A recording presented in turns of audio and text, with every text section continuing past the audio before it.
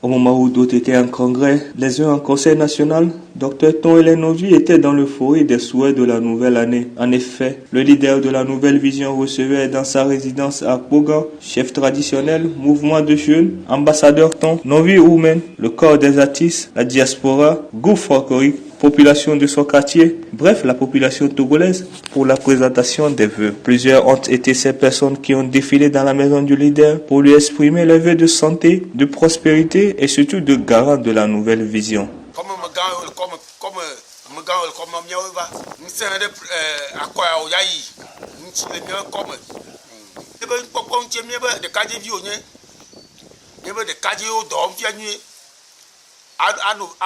Elle est vigilant à autorité de l'ami.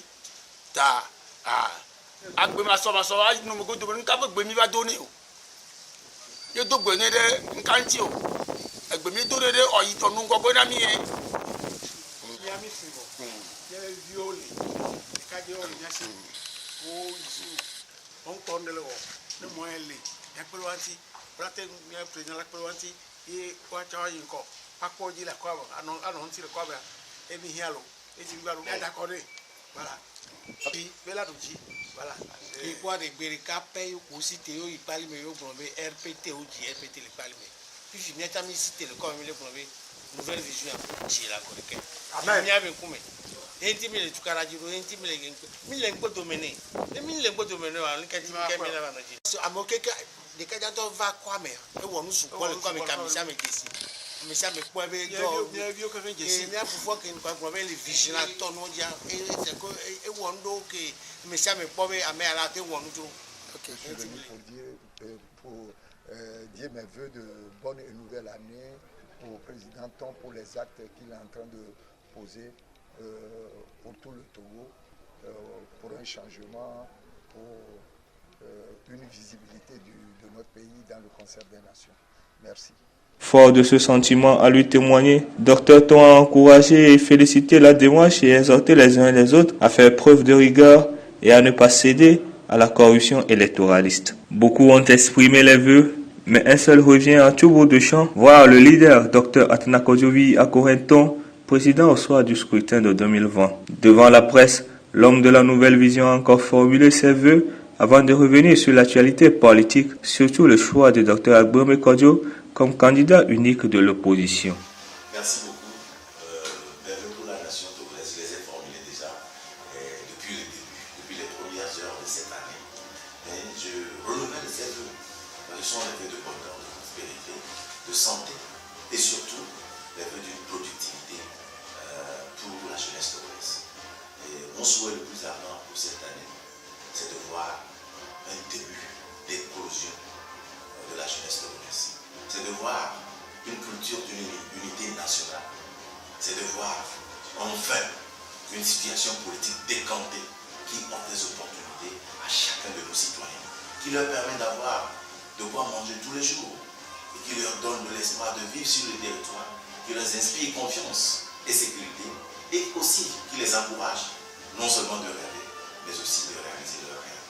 Donc mon vœu, ce sont ces vœux de bonheur que j'envoie à toutes les familles, que j'envoie à tous citoyens, que vous soyez de la diaspora, que vous soyez dans le pays, que vous soyez leader des partis politiques, que vous soyez le régime puni, que vous soyez de la population en général, que vous soyez des multinationales ou de la communauté internationale.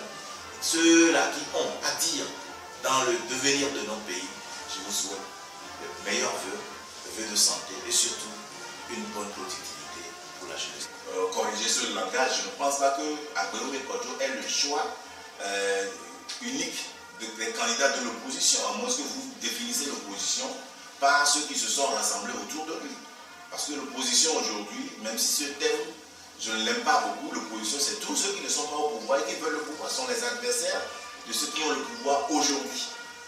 Donc Agbome a été choisi par un groupe de partis politiques qui sont en accord avec les fondamentaux qu'ils ont définis sur ce choix. Et je faisais partie de ce groupe qui a commencé à travailler sur la possibilité de prendre des décisions concertées. Mais arrivé à un moment, j'ai compris que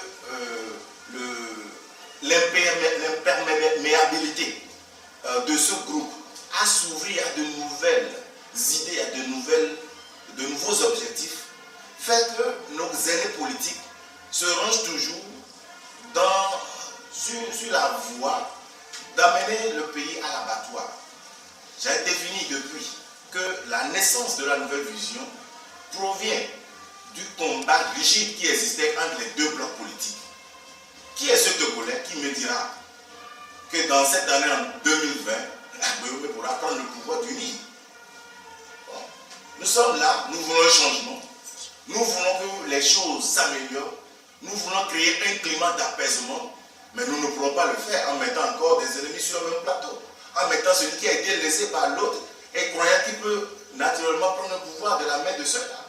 Moi, je pense quand même que Agbemé a été le choix de certaines personnes, je respecte ça, mais Cordioli Obenton est candidat parce que son choix me rassure à 100% que nous sommes dans la bonne lignée, et la lignée qui s'explique par le fait que les aînés politiques ont déjà atteint leur apogée et n'ont pas de meilleures choses à apporter à notre peuple. Et tant qu'ils sont à leur apogée et qu'ils n'ont pas de meilleures opportunités, de meilleurs projets à proposer aux Togolais, il faudrait que la jeunesse elle-même se lève. Et c'est cette jeunesse-là qui se lève à travers mon leadership. C'est cette jeunesse-là qui est autour de moi tous les jours.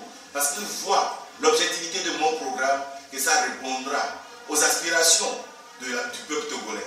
Reportage Kossivi Georges et Célestin Ariati de Vision Média.